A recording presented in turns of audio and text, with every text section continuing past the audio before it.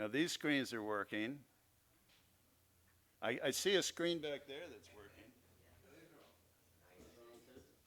But this one's not. It's coming. All right. Okay.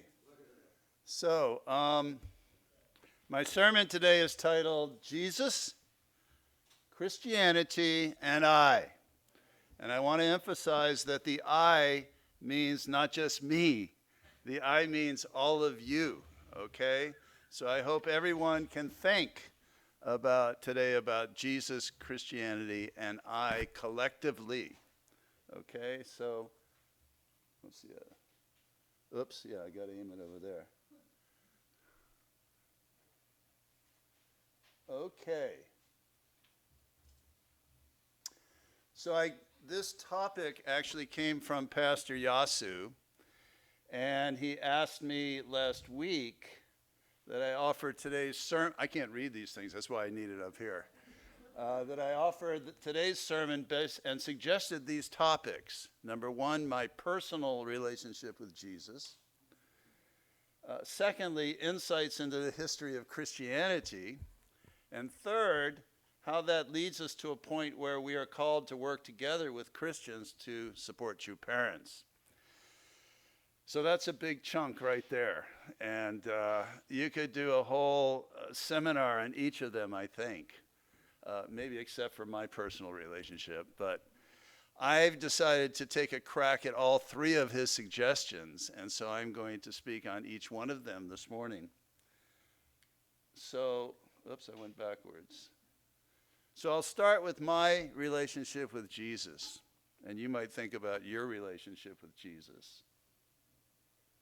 When I think of my relationship with Jesus, I think of what struck me was waves of love and continued guidance. And I'll try to describe what I mean by that. So when we look at our movement, I think we see a contrast or a distinction between those who had a relationship with Jesus before they became part of our unification community. You may have been a member of a Christian church, or you may have had a relationship with Jesus prior to coming into the unification community. And those who did not know Jesus before they became part of the unification community. Now, who might they be? They might be people that came from a secular background.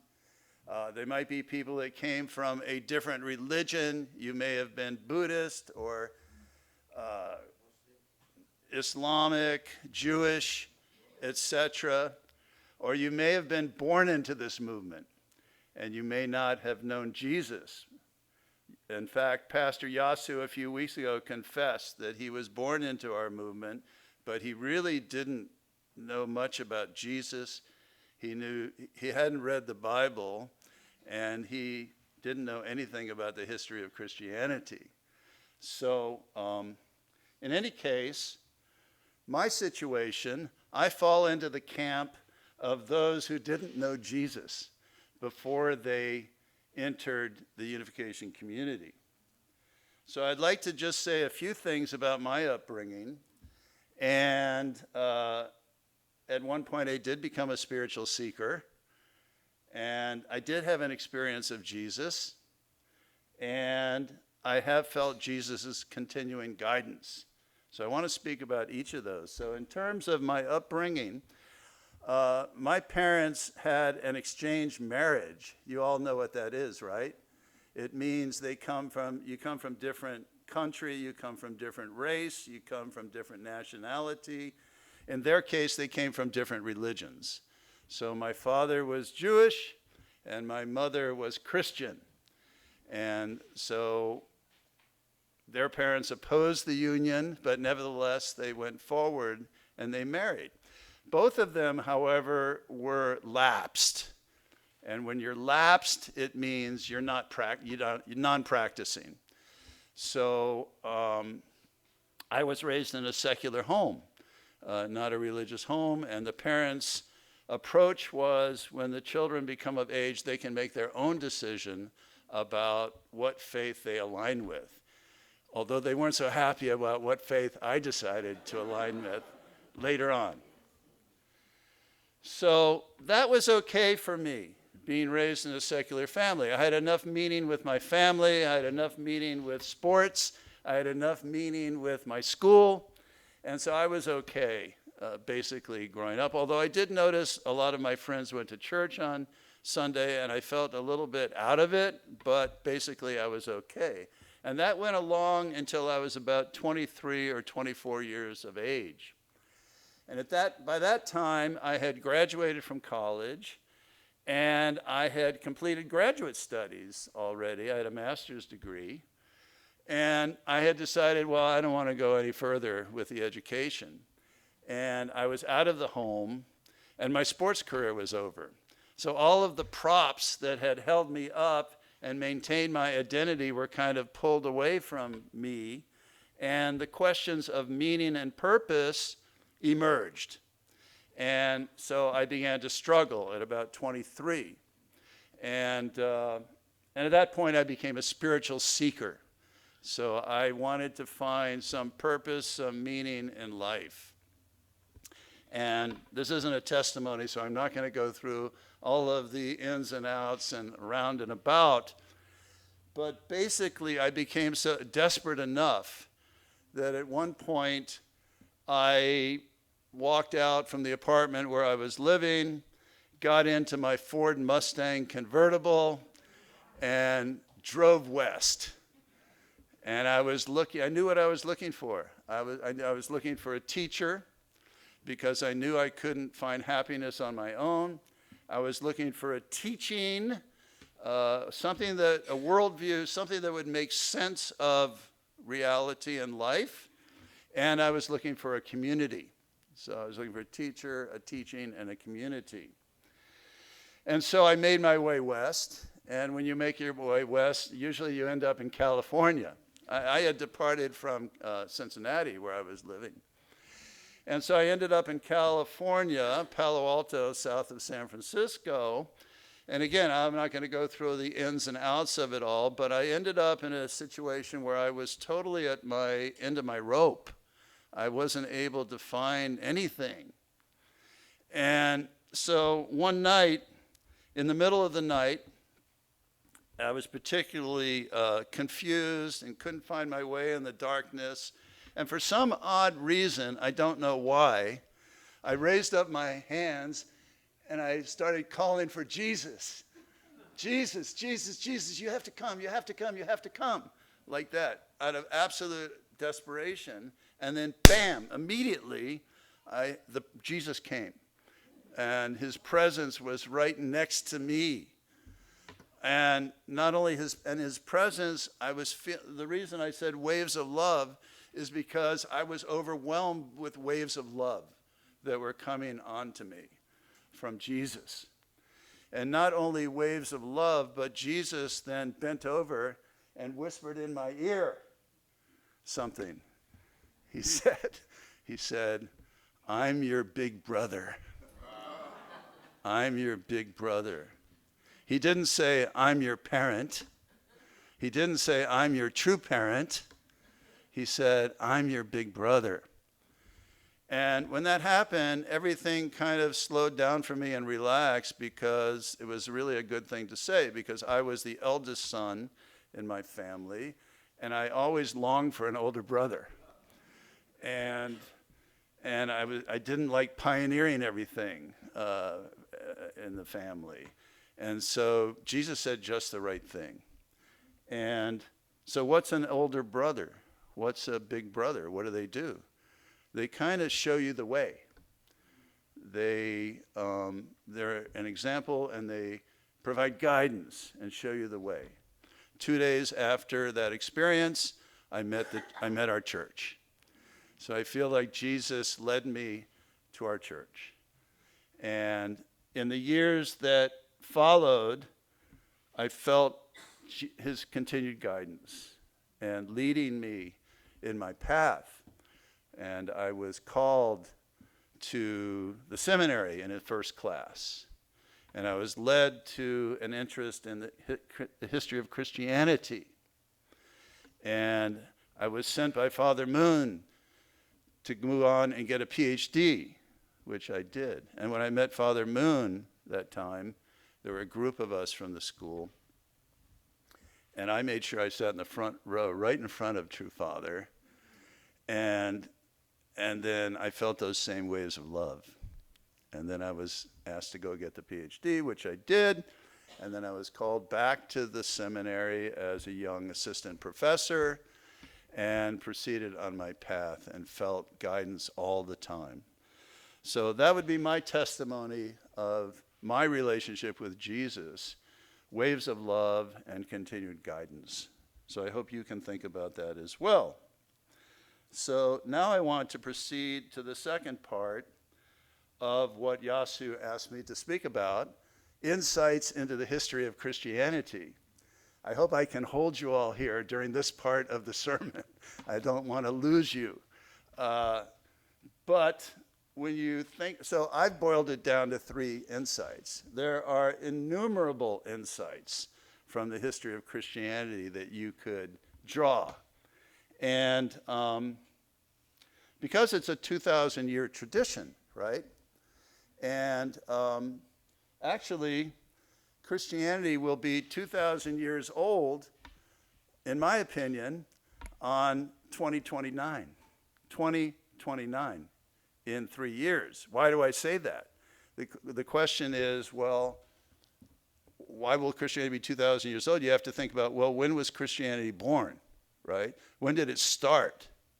And when I have my history of Christianity class, I always ask the class at the beginning, well, what was the starting point of Christianity? When did it begin? Any ideas out there? They come up with all kinds of things. It began with Adam and Eve in the Garden of Eden. It began with Moses. It began with Jesus' birth. It began with his public ministry. It began there. It began here. When did it begin? What is the traditional starting point for the history of the church? I think I heard somebody say it. Beginning of Jesus' public ministry? Actually, the traditional beginning of the church is Pentecost.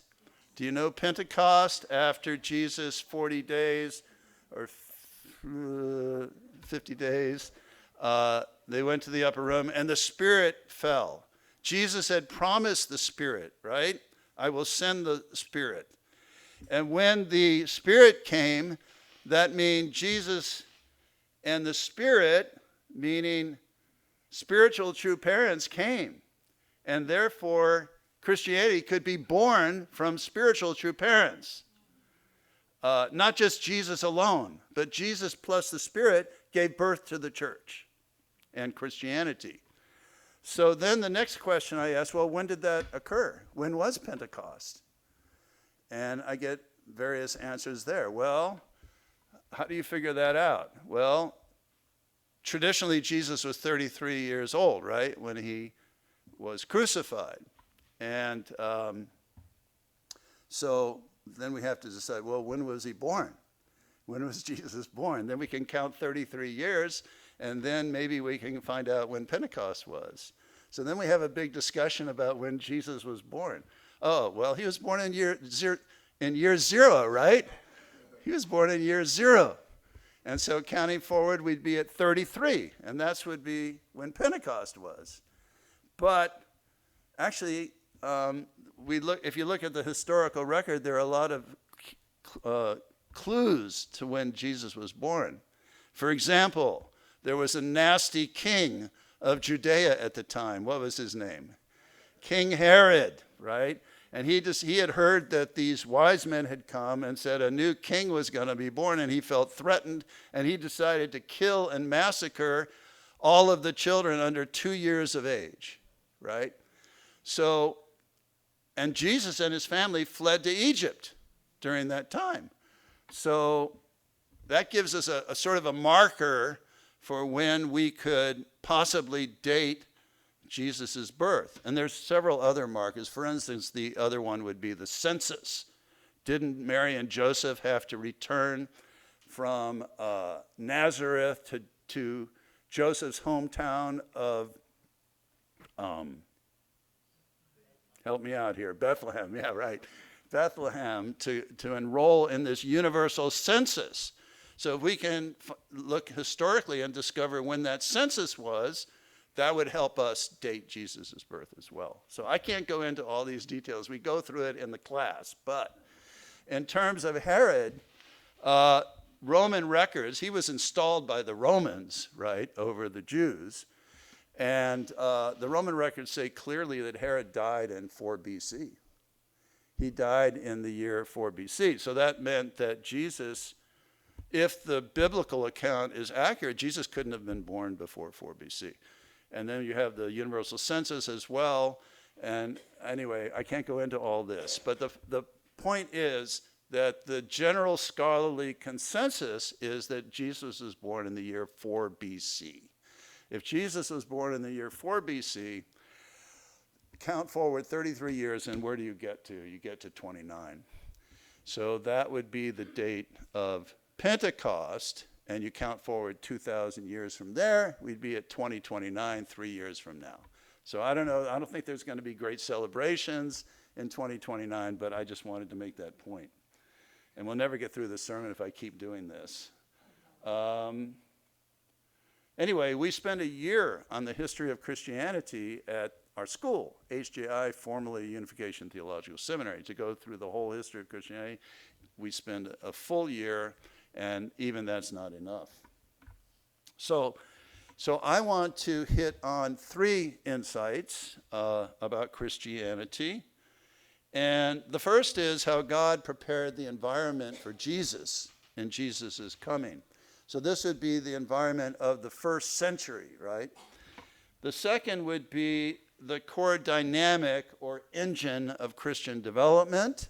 And the third would be the thesis of one worldwide cultural sphere centered on Christianity. That comes straight from the unification principle, that there is an emerging one worldwide cultural sphere centered on Christianity. That's the present.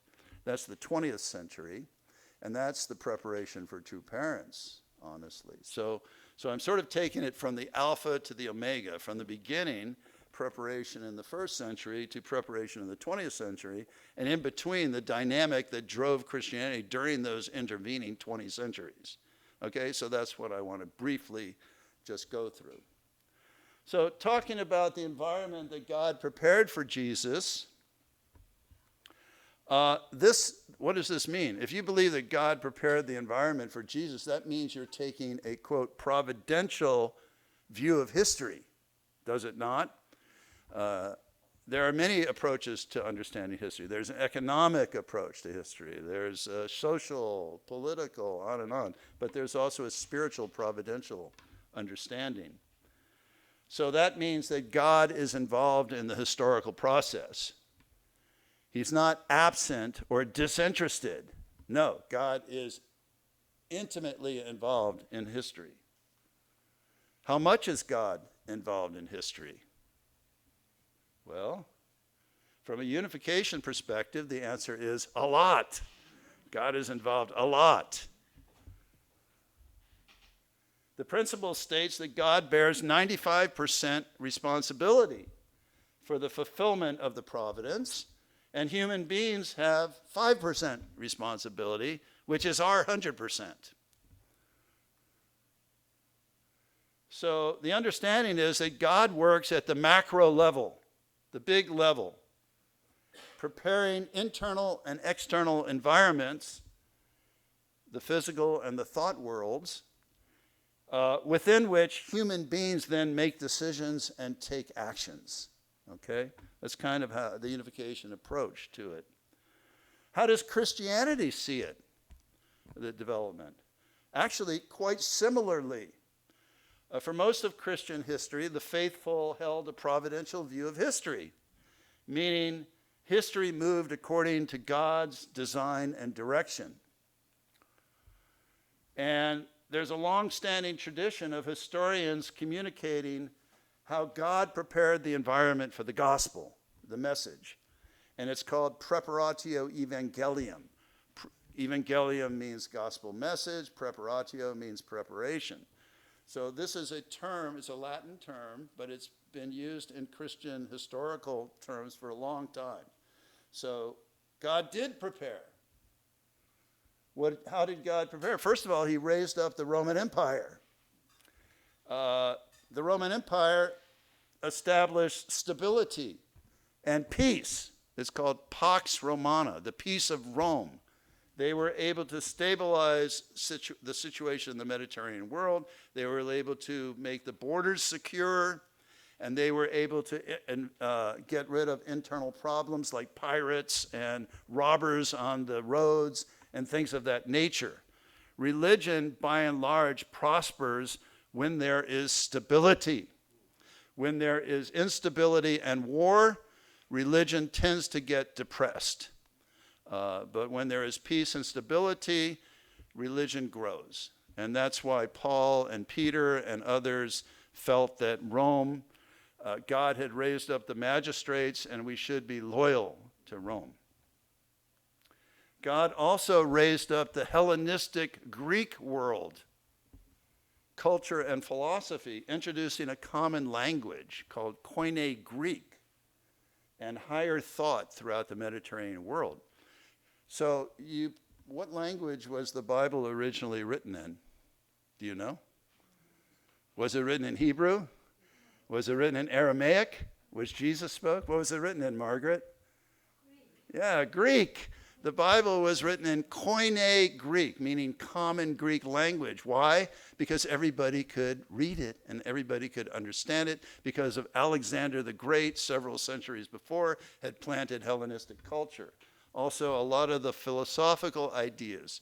The word Christ, for example, that's not a Hebrew word. That's a Greek word.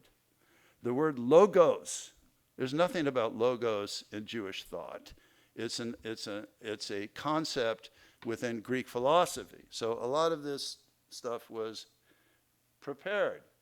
Finally, God implanted the messianic idea in the Jewish people and dispersed them throughout the Mediterranean world as a platform for the spread of the new message. So when Paul went out, where did he go first? He went to the diaspora Jewish communities, because they actually had an expectation or an understanding about the Messiah.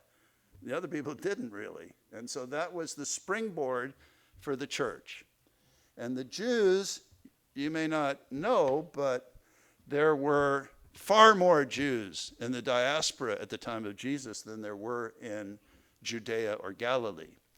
There were about, historians say, between 5 and 7 million Jews in the Roman Empire. The Roman Empire comprised about 50 million to 70 million people. So Jews were about 10% of the Roman Empire when Jesus was born. Jews were 20% of the Roman Empire in the cities of Rome. And Jews were 20%, one out of every 5 person in the eastern part of the Roman Empire was a Jew. And so Christian historians looked at that and believed that God had set up these communities in such a way that the gospel message could spread. So what does Christianity miss in their understanding of Preparatio Evangelium? What they miss is the global preparation for Jesus in the first century. They don't touch that. They just touch the Mediterranean world, the Greco-Roman world. But we know in the Bible, John 16, they miss this verse. For God so loved the world that he sent his only begotten son, right? John 3:16. It doesn't say, for God so loved Greco-Roman culture that he sent his only begotten son. No, he loved the world. And so the Great Commission that Jesus gave, go into all the world, make disciples of all nations, preach his name to all nations, beginning from Jerusalem. So this global perspective is missing from the Christian providential views of God's preparation in the first century. But it's in the unification position. If you know the principle, and I'm just going to read a passage from the principle, it says, at the time of the coming of the Messiah, God reformed Judaism, preparing Israel as the chosen nation to receive the Messiah. Meanwhile, among the Gentiles, at about the same time, God had Gautama Buddha of India pioneer a new base for Buddhism by improving Hinduism. And he had Socrates of Greece pioneer the period of Hellenic culture. In the Orient, he had Confucius set up human ethics and morality through Confucianism, thus having them establish the culture and religion suitable for the place and people in order that they might make necessary spiritual preparation to receive the coming Messiah. Jesus, coming on this prepared basis, intended to unify all the regions of the various religions and cultures into one sphere of Christian culture by absorbing and winning over Judaism, Hellenism, Buddhism, Confucianism, and all the rest of the religions. So this is basically a global outlook. And I could go into this in great detail, which we do at the seminary, but I just want to point out one thing. This is a map from of the Silk Road, which was thrown open in the first century before Jesus. The Han Chinese, the Han Empire in China emerged and consolidated at about the same period that the Roman Empire emerged and consolidated. Basically 200 BC to 200 AD, it was strong. They built the wall, they stabilized it's called Pax China or something like that. Anyway, they did that, and then they threw open this Silk Road for trade all the way from China to the Mediterranean. It ended up in Syria, just north of Galilee. And so this was something that was meant for Christian missionaries to travel and go east. But where most of the population was, Persia, India, China, there's far more population there was there than in primitive Europe at that time. But because of the crucifixion, that did not happen. And one of the ironies of history is that from India, where Buddhism had been a reform movement in Hinduism, Buddhism was in trouble and was dying out. And instead of Christian missionaries, Buddhist missionaries came out of India to that Silk Road and made their way to the Far East. And Buddhism was planted in the Far East, in China and eventually Korea and Japan. So, but Christianity was meant to travel that road. Instead, Buddhism did, and Christianity has always had a hard time penetrating Asia and the East. In fact, it took 2,000 years to get back around the globe to the East. So anyway, I just wanted to point that one thing out. Yeah, there were Silk Road and there were sea routes. China today is trying to create a new Silk Highway, actually, and a new Silk Waterway. Whether that is a providential development or not, we don't know. Okay, so that's the first point. The second point is the core dynamic or engine or driver of Christian development. And I'll be a little shorter here. So what happened with the first point, God prepared the global environment, but those who bore providential responsibility made wrong decisions and took wrong actions, particularly with respect to Jesus, crucifying him. They crucified Jesus, and Christianity was reduced to a small group of simple followers who had then to reestablish the providential foundation which was lost. So one question that has preoccupied Christian historians is, how did they do it? How did they regroup? And in particular, how did they overcome the Roman Empire, which turned against them? And this is really an improbable story. And this is what one historian had to say about it. Could anything be more improbable than a religion following a man born of an unwed mother among a widely despised people in an out-of-the-way part of the world, a man crucified by the ruling authorities on a charge of treason, should become the official religion of the Roman world, the formative influence on Western civilization, and a significant influence on other parts of the world. It's very improbable. How is this possible? Here's what another historian had to say. Why, among all the many cults and philosophies that competed in the Greco-Roman world, and in spite of more severe opposition than was encountered by any of the others, how did this faith outstrip them all? What reasons account for the fact that in the course of 3 centuries, a religion that began as an obscure Jewish sect with no influential backing in high places, developed an organization second only to the extent of that of the empire, forced the state to come to terms with it, and within another 2 centuries became the one official religion that held the nominal allegiance of the vast majority of the population of the Mediterranean basin, and then outlived the empire which had sought to uproot it. Okay, so that's Kenneth Scott Latourette, a historian at Yale in the first half of the 20th century. He was trying to figure out, well, what factors account for this? How can we explain it? And he went ahead and he came up with some answers. Okay, I would call these are provisional answers. One thing they said, well, it was due to this Roman Empire. His name was Emperor Constantine. And around the year 300, he was going into a battle and he had a vision of the Christian symbol in the sky. He put the symbol on all of his shields of his warriors, and they went out and won the battle, and he became a Christian. And because he became a Christian, Christianity was able to proceed. That was one answer.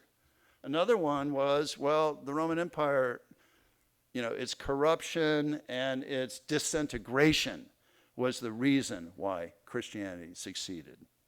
A third was its strong structure and organization. A fourth was its inclusiveness. So unlike Judaism, which was a racial religion, ethnic religion, Christianity welcomed all classes, all races, high-born and low-born, slave and free. It was inclusive. Another said that, well, no, they were faithful to their essentials, but they were adaptable to non-essentials. They could have Christmas trees, which are not in the Hebraic tradition. They adopted many non-essential elements, which made them appeal to the wider populace. And another answer was, well, no, they just provided a better response to the religious needs of the people than their competitors. So these were all answers posed. But Latourette wasn't satisfied with these answers, and he came up with his final answer. Did you ever see that quiz show that says, is this your final answer? Final answer, final answer? Yes, this is his final answer. His final answer is, why? Why did it go forward? What's the dynamic? The dynamic is Christ's continued living presence within the Christian community. Christ continued to live within the Christian community was the one factor, he says, which underlay all the others and which accounts for Christianity's success. Ongoing contact and the living presence of Christ provided Christianity with the assurance and confidence it needed to persevere and triumph. Christians continued to meet Jesus, walk with Jesus, talk with Jesus, and live with Jesus. That was the dynamic that has driven Christianity, the continued living presence of Christ within the community. When I say Christ, I mean not just Jesus, but also the Spirit, both.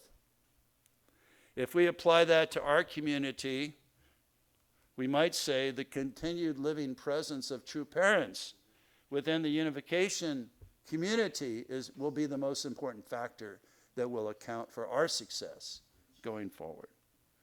Okay, so that was the second point. The third point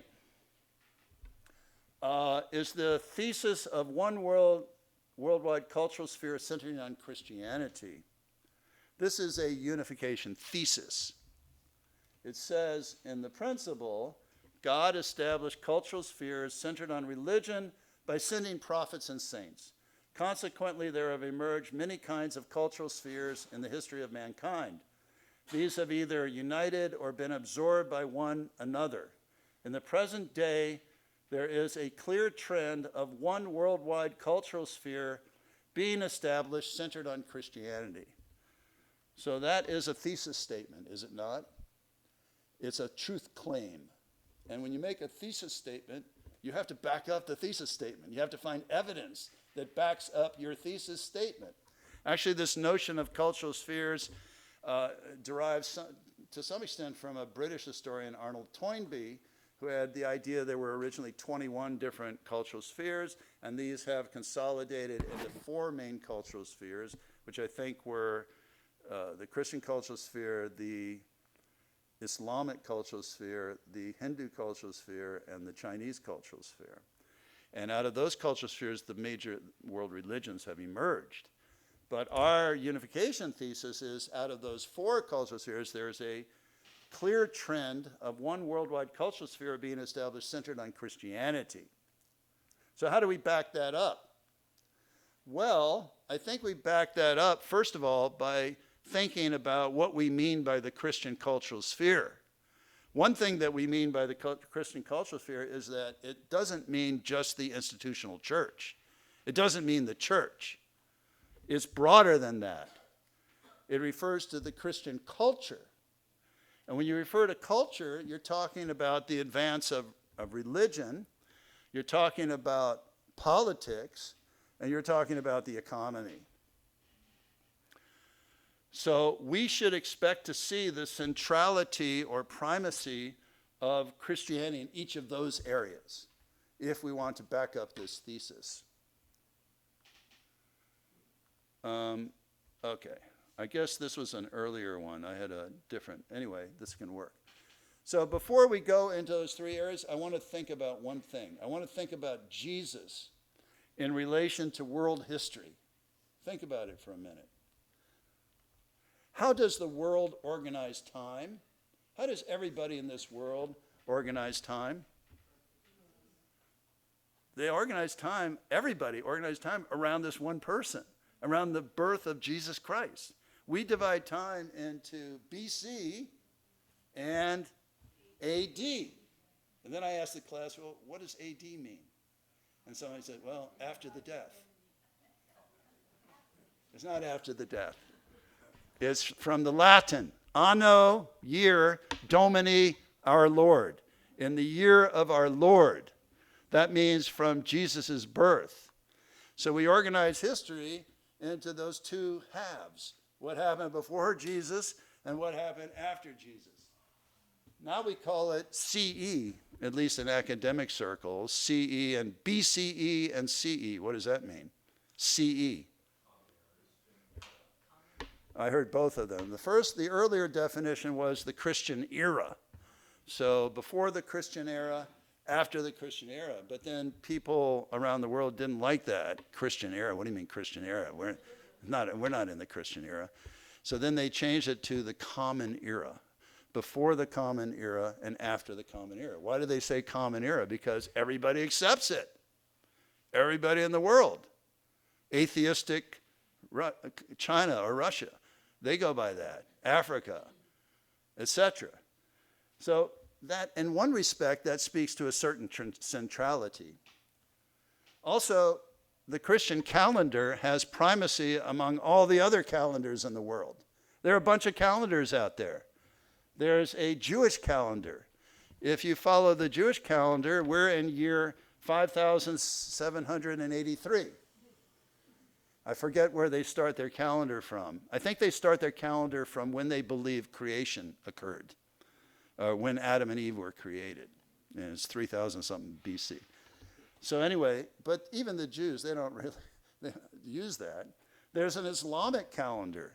We're in 1448 in the Islamic calendar, and they count it from when Muhammad fled from Mecca to Medina, and that's the Islamic calendar. But actually, they go by the Christian calendar, Gregorian calendar it's called. It was created by the popes.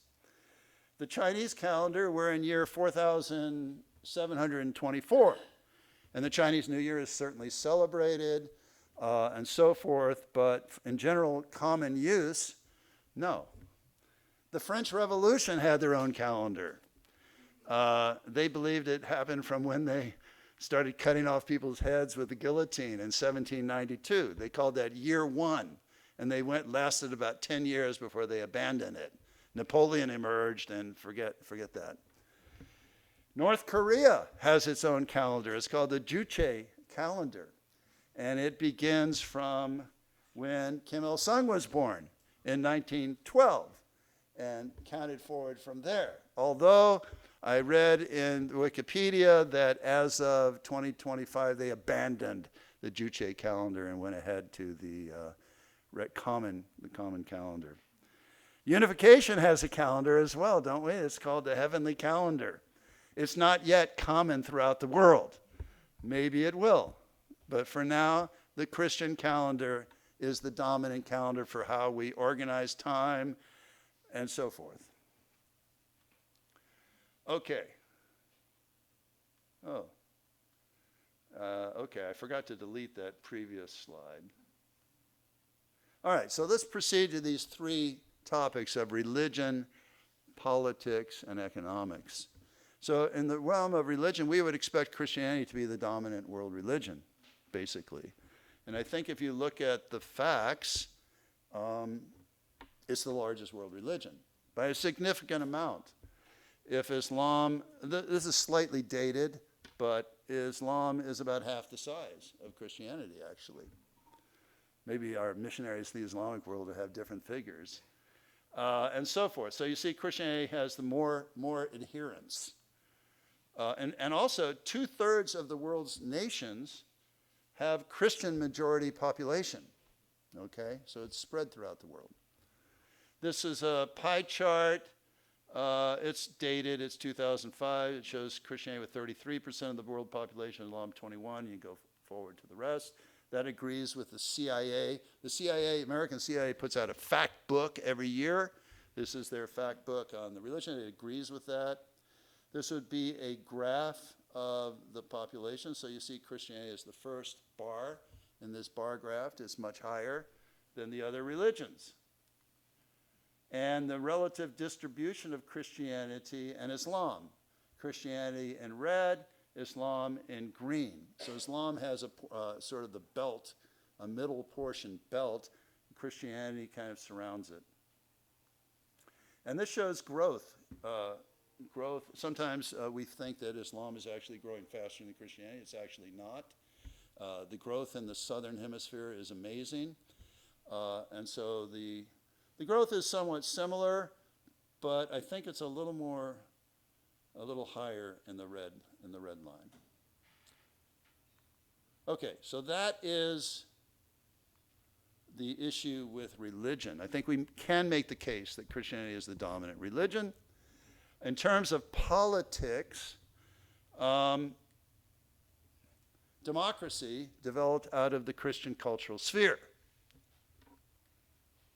But what about democracy and the other religions? If we look at the other religions, democracy is not the characteristic expression of those other religions. If you look at Islamic nations, for example, they're either monarchies or theocracies. It's not democracy. If you look at Buddhism, they're basically not political. If you look at Hinduism, they have a caste system. That's far from democratic. And if you look at Confucianism, the basic political expression is the emperor system, which is not democratic either.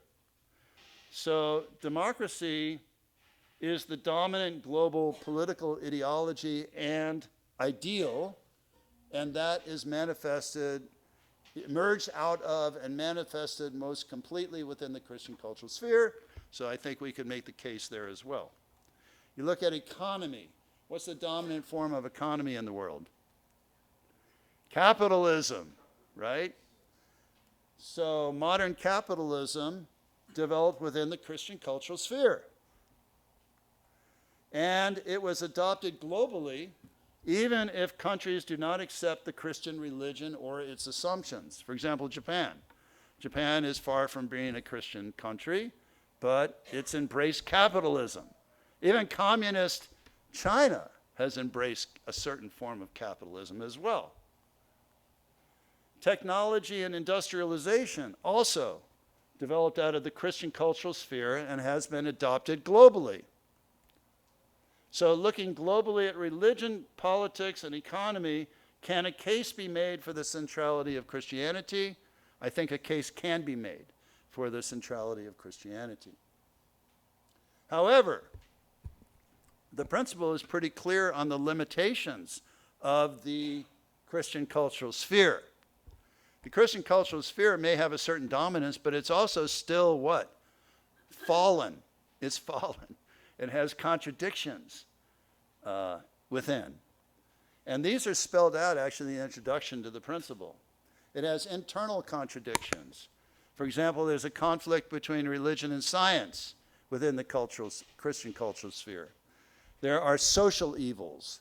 There are class divisions, and there is racism. There are political divisions and conflict. There is dissension and division within Christianity itself. Externally, Christianity always has had difficulty relating to other cultural spheres as well. Historically, it has a tendency to look down on other cultures and religions. So all of these are limitations of the Christian cultural sphere. And the principle makes these points in making the case for the need for a new truth. Oh, I'm already to my third and concluding point. How am I doing? 11:18, I don't know. Tell me, Mr. MC. Am I on track? Okay, all right. All right, so we go to the final point, conclusion. How do we work together with Christians to support true parents? And I will offer some provisional points here. The first point is we have to commit to do that. Commitment. Our movement was founded as the Holy Spirit Association for the Unification of World Christianity, HSA-UWC. And that's kind of a mission statement. The name of the church is a mission statement, the Association for the Unification of World Christianity. And this commitment has not wavered despite difficulties and discomfort and even persecution. That commitment is still there.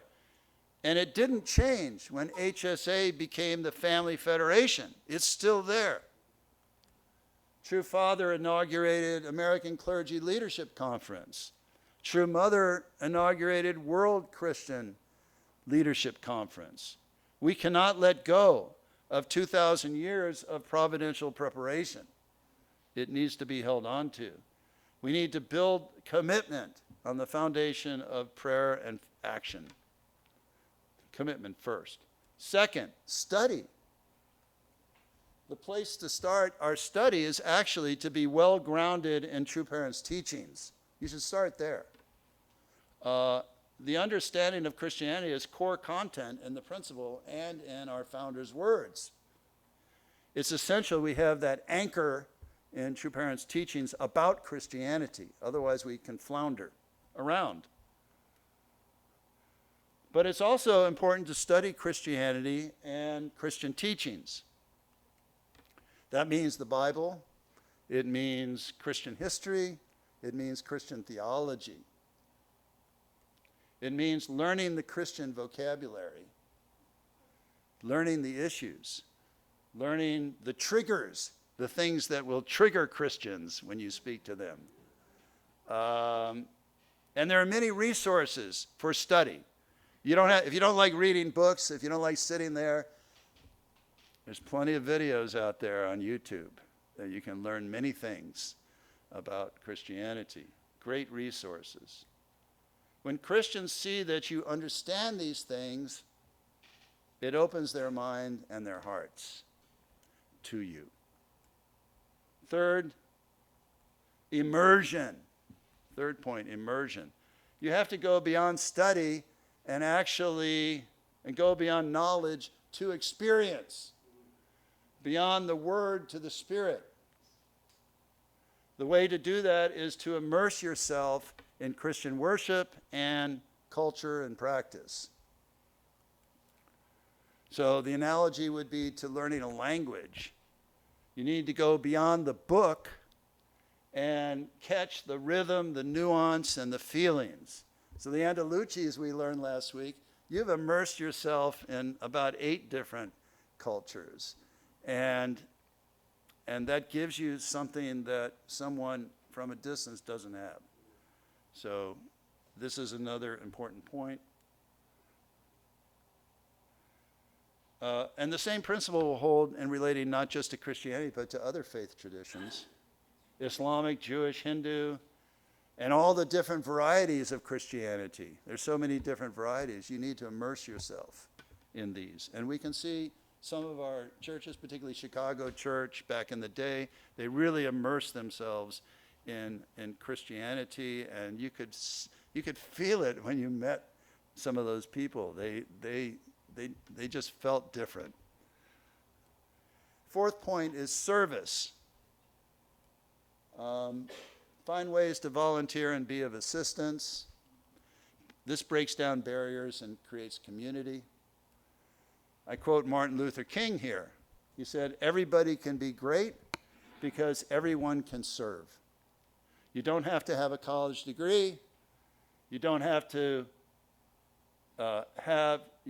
make your subject and verb agree. You don't have to know about Plato and Aristotle. This is Martin Luther King. You only need a heart full of grace and a soul generated from love, by love. So Hero, I think you handle service projects here, so that can be a great vehicle. There are many levels of service. You can also serve by helping tackle some of these problems and limitations of Christianity, social, moral, and intellectual problems as well. That's what professors do. And finally, and what I would say is most important, then just like Lauderette said, well, the last point was the most important, I think this is the most important. You have to exemplify your faith. You have to exemplify godly values and lifestyle. Most important. One of the main reasons Jewish monotheism was attractive to Roman polytheistic pagans in the 1st century was that, quote, Jews were admired for their stable family life, their attachment to chastity, their impressive relationships between children and parents, for the value they attach to human life, for their abhorrence of theft, for their care in business and their system of communal charity. That's from a book, Paul Johnson, A History of Christianity. So monotheism became attractive to the Romans. And the best witness then is to exemplify true love and living for the sake of others. And that will conclude the 3 points that Yasu asked me to cover. Thank you so much.